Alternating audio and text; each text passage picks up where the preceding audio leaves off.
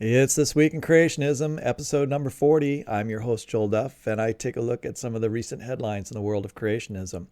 Today, just two items. How young Earth creationist organizations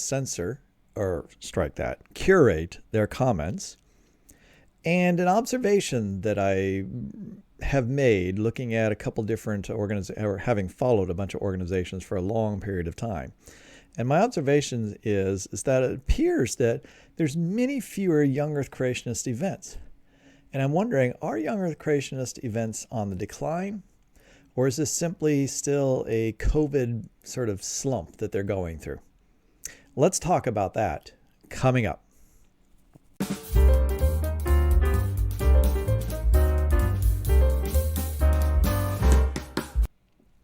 This appeared at the Answers in Genesis website.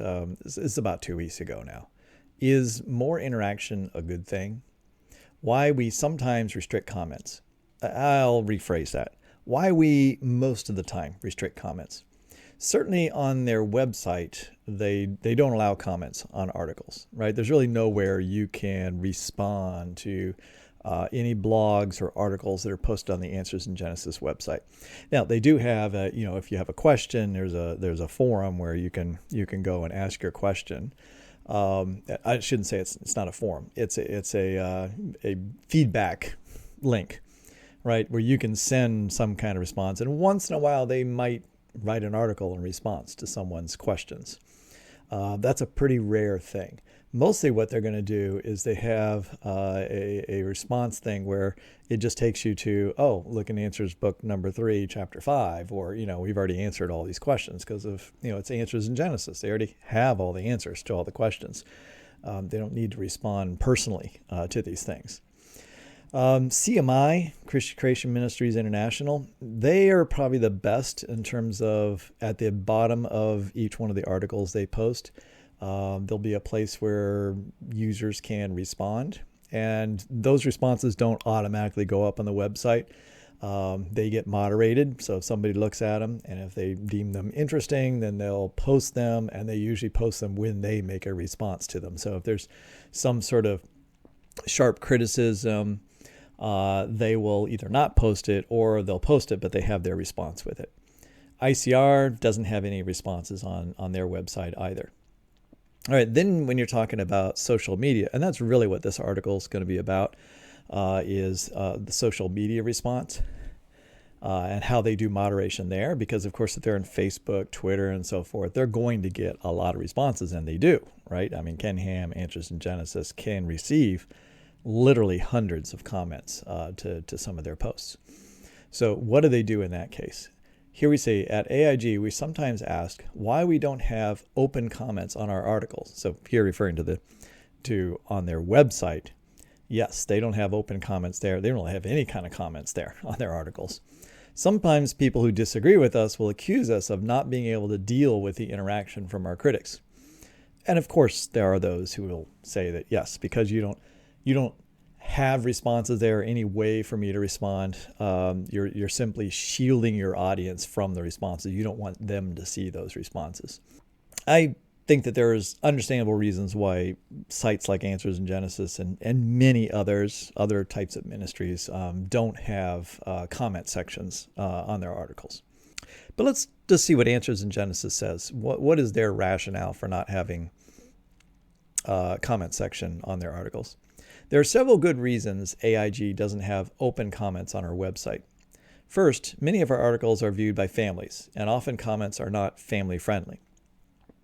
All right, I would buy that. If they had open comments, meaning truly open, or the big word of the day, right? Free speech. All right, and allowed anybody to say anything that they wanted, they would probably have a very family unfriendly sort of forum going on, below their articles. So we would have to closely and continually moderate any comments, which would require considerable time and personnel.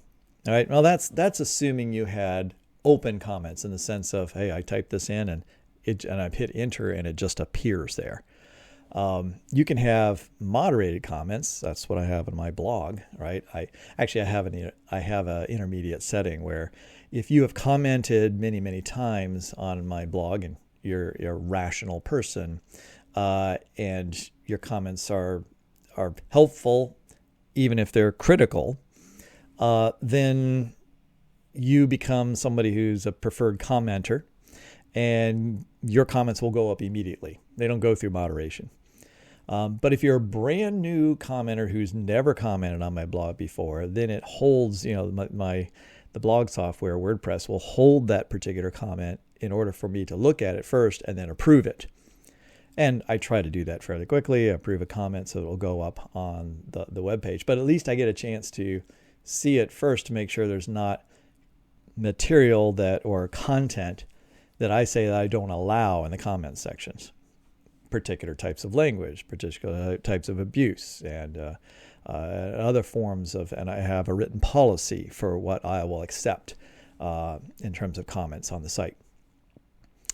I'm not gonna remove something just because I disagree with their take on something and they disagree with something that I've said. That's not something that I will pull somebody for in that case.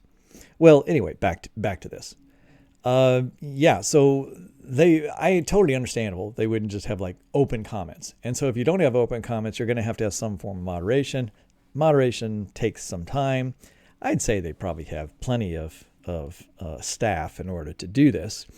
But let's continue here. As a donor-sponsored ministry, we must carefully weigh if such things are good stewardship and resources God has given us through our donors. The AG website has a large audience, and while a large portion of the regular audience is made up of people who use and enjoy our resources, there are always hostile people who want to ruin it for everybody else. In fact, we suspect many of the challenges to allow comments are by such people that want the gates open just to do that. Yep, they complain that it's not open comment season, but if it was open comment season, they would probably abuse the privilege. And I don't think they're necessarily wrong about this. So I'm not here to complain about not having comments on their site. Now, I think that they have like what Curation Ministries International has, which is a place for feedback.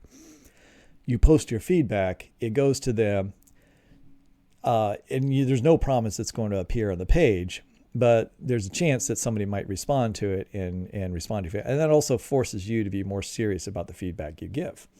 All right, am I going to spend some time giving this feedback? I want to make it something that I want them to respond to, hope they will respond to, and I'm going to have to write it in an appropriate way to get a response. Nonetheless, these actions do result in the public appearance of there's not a lot of hostility, or there's not a lot of articulate responses to their articles. Answers in Genesis and ICR, you're not going to see any response. Curation Ministries International, you'll see some responses.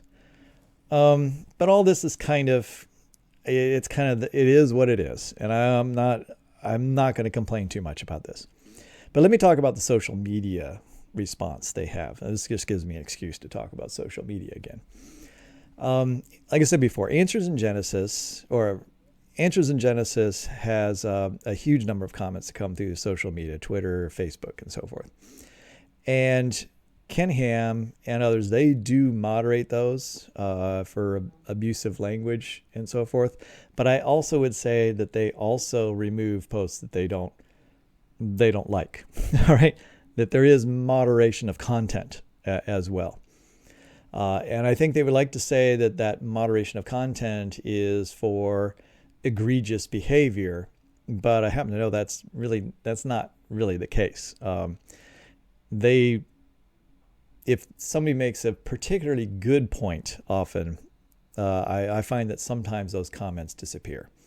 I'll just leave it at that. I've got lots of screenshots of, like, every time I leave a comment somewhere, I screenshot it so that I know that I have evidence that I actually left it there and see what happens to it. Now, I'm not a big commenter on Facebook. I don't go in and comment on Ken Ham's post or ICRs, I can't comment on ICR because they've banned me. All right, they've banned me from several different accounts, and I promise I have been very polite. Right, I am not just making statements that they're wrong or something. I'm not being rude. I've been very careful to be to the point. addressing a particular concern or issue or something I think is incorrect information in their post. Not necessarily even correcting interpretation. I'm saying, okay, we disagree on interpretation, but I think this is factually in error and you need to consider this. And then suddenly I'm banned. Others, right, if atheists were to come along and write really strong comments, and especially when they're totally off track, they're just like, your God is stupid or something like that, right? They're going to leave all those comments up, right? As long as somebody doesn't make a particularly damning statement with respect to the facts of what they've said. If they're undermining with actual evidence their point, then that's not very threatening. In fact, it's helpful, right? I think Ken Ham, really enjoys and relishes it when atheists come onto his social media and have all kinds of rude comments about him. He leaves those up because it serves him well. It continues to feed into his mantra that there's only two choices, right? You can either be like this, right? You can be like these angry atheists who completely reject God and have wholly naturalistic explanations for the world, or there's us. Right? The most threatening people to Ken Ham are people like myself who are generally try to be polite, try to interact as Christians and say and express our concerns, both with their theology and their science. These are people that Ken Ham considers compromisers, right? People that are so-called, the word so-called have been called a so-called Christian numerous times, and who are so-called Christians who are undermining other Christians by leading them astray. In other words, they're wolves in sheep's clothing. And those are by far the most dangerous types of comments that can come on their social media sites. And so there's a fair amount of effort to shield their audience from the fact that other Christians who really will sound very reasonable and approachable and maybe make a salient point, right? Those are the worst comments, right? Those don't feed the narrative. And so those are the ones that tend to get moderated away at times. Suddenly they just kind of disappear. And I find that very interesting. I'll say Interest in Genesis doesn't do that a lot.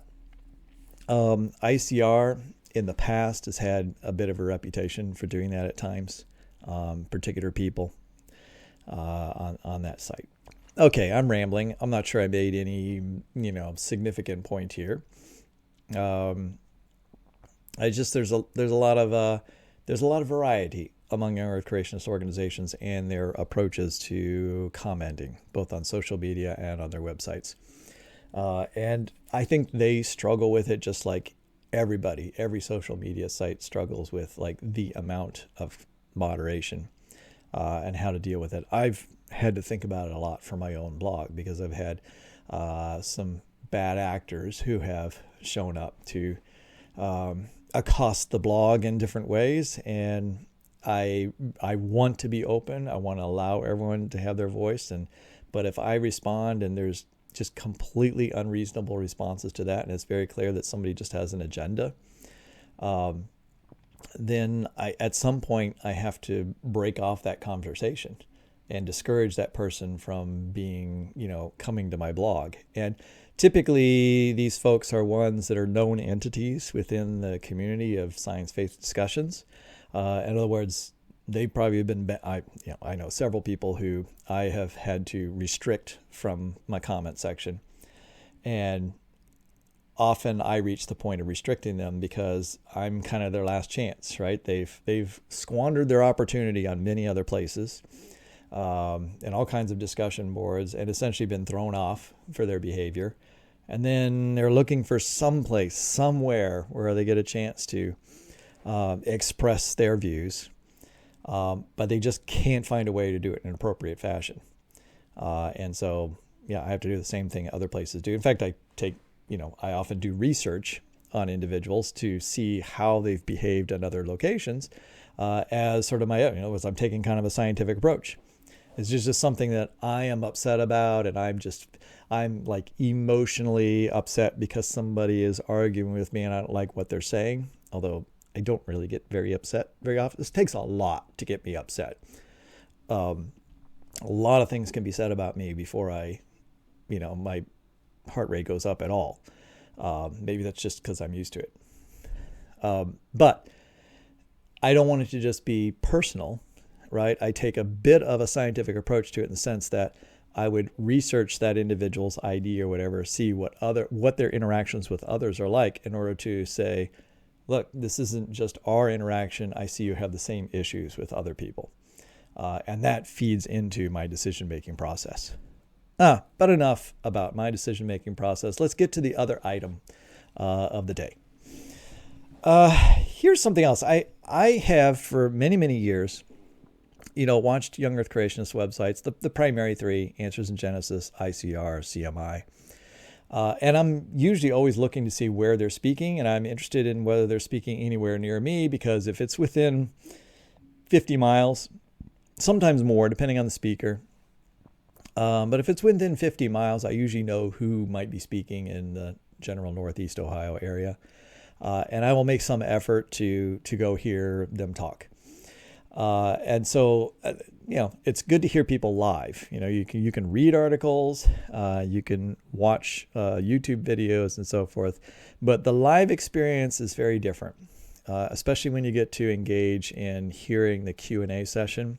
And more importantly, what I like to do is I want to hear I want to see the response on the faces of individuals in the audience. I want to interact with that audience afterwards. I want to mingle and see what people are saying. And so that gives you a very personalized, granular, on the ground. Here is the average church member's response and why are they here? What kind of people are drawn to these events, and how convinced do they seem, by what they've heard. And so I want to go to, I in a way enjoy the events, right? Take notes, the works. And so I'm always looking for events to go to. So I'm hyper aware of just how many events and how often they come along.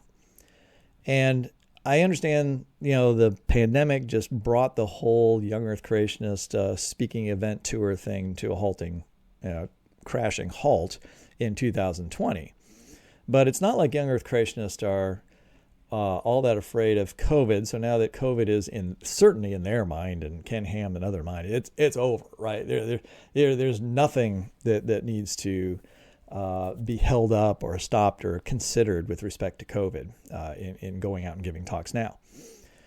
And yet I see a massive dearth of speaking events. Now, what I'm wondering is this a dearth of opportunities? Are their doors open? They're all advertising essentially on their websites, like, book a speaker, we're willing to come.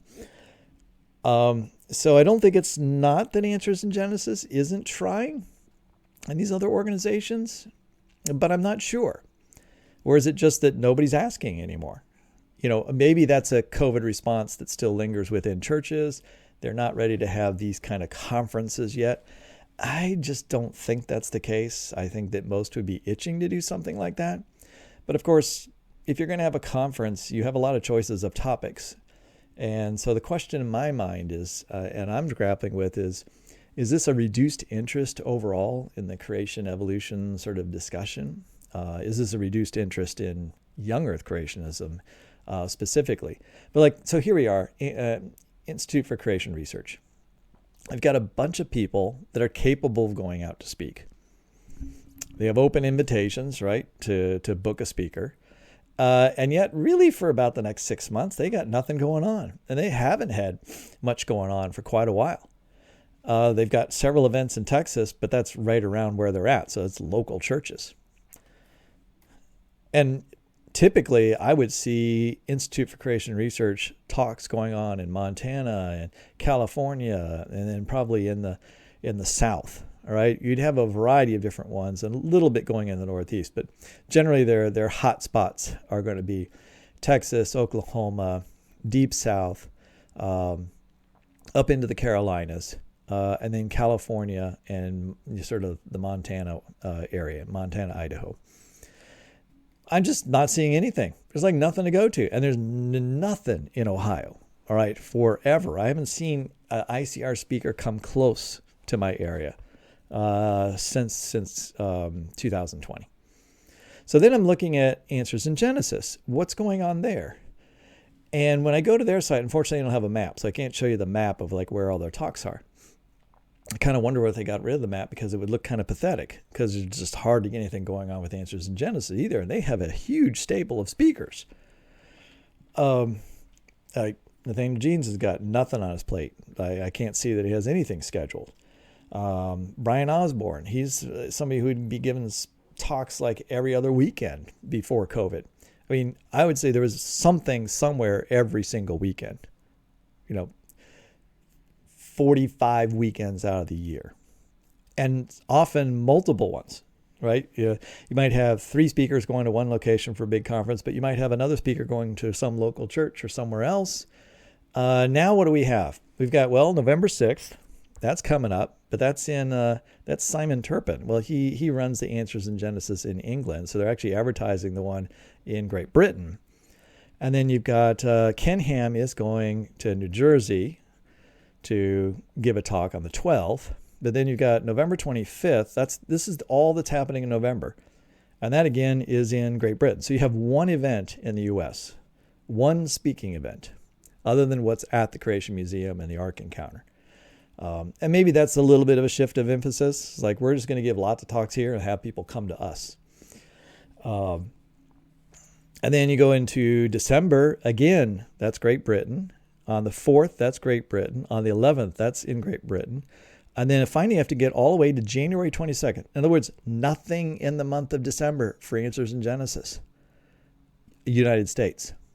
Finally, you have Brian Osborne, who's going to be in Georgia on January 22nd. Now, I don't have screenshots of the rest, but after that, you have to go to late February, and then there's like a couple events in March. And then there's really nothing after that other than some of their conferences, which they're holding at the Ark Encounter or the Creation Museum. That is an extremely sparse calendar. This is less than 1/10, probably a lot less than 1/10 of the number of events that they held in 2019, and probably 2000 all the way through 2019. So again, I'm not sure what is the cause of this. I'm not sure if it's lack of demand, conscious decision not to take as many events, but they don't seem like that would be the case. People unwilling to pay for them? I just don't know. Or it's just lack of interest. Here's Curation.com. Now, one of the reasons I think it's not necessarily a lack of interest is that Curation.com somehow is pulling down quite a few conferences. On this map, you can see there's 12 items in the Ontario region, and that would be basically Gary Bates and I can't remember his name right now, the guy in charge, Calvin Smith. They're both very active speakers, and so they've lined up a whole bunch of different churches that they're going to go talk to. And then there in Indiana, there's 4 separate events over the next few months. Right, so they've got some stuff scattered all over. Look up in the Vancouver. There's a big speaking tour up there. And then I don't know what's going up in, New Brunswick, or I can't remember my provinces there, up in Canada. So the Canadian arm of Curation.com is very active. But even the U.S. arm is far more active and has far more events than Answers in Genesis has. And so I don't understand the difference in, I don't know if this is a difference in priorities or, because I can't imagine that Answers in Genesis wouldn't be more popular. If a church, so-and-so Baptist church down the road was like, wow, let's have let's have a conference or a speaker on a Friday night or like a Saturday morning, and we want to talk about creation. Let's see, who can we get?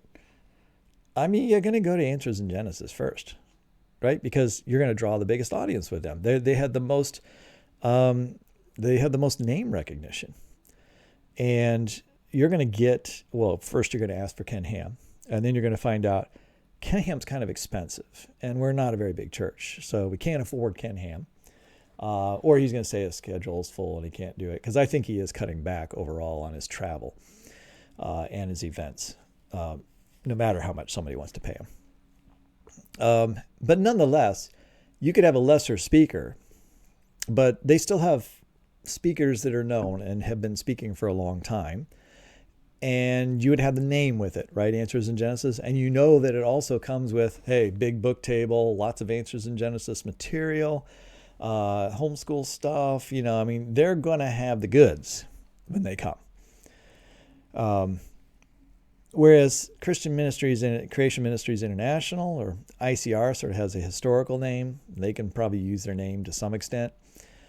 So I just don't know why the interest has sort of waned. But I'll be very interested to watch this trend. Does it pick up over the next year, or does it remain flat like it has? Maybe they're just finding out it's not as effective. Maybe because we've branched off we've got YouTube, and we have these channels, and we've got all kinds of other avenues for reaching people, that the conferences sort of get together is not as effective. But I think that it's still something that churches would like to do, all right, especially large churches. I mean, they like to have these types of events. They're community building events and ways to attract other people from outside the church and advertise and bring them in to have them see their church. And so all this does have me just in the back of my mind thinking, is just there's enough. I'm not sure that we want to go with this controversial topic of creation science. You know, there's enough people in our church that are kind of like, oh, no, I do not want you to bring that speaker here. And I know that happens, right? I know there's churches where, you know, there's people who are gung-ho about Answers in Genesis material, but there's also a few people that are like, no way, you know, I'm gonna talk to the elders about this, and I'm gonna discourage them from bringing that in. Let's go with a different topic. And I'll just tell you, if they come to Northeast Ohio, there is some chance, I'm not guaranteeing this by any means, but if a church brings in Ken Ham here in Northeast Ohio, and I'm going to go to that event, and I go to the event, there is some chance that the church is going to get a letter from me to the board of elders, probably addressed to all the elders, just sharing my concerns. Usually that's if I have some personal connection to that church. I know somebody, have a friend that goes there, because often I'll get invited to go to something. And so that way it's not just like, here's a random guy out of the blue that came to your church's conference, and I only did it so I could write a letter to you. I'm not doing that. If it's a church that I know people at, and I know there's concerns there, I might write a letter before they actually have the event, telling them about my concerns about their event coming up.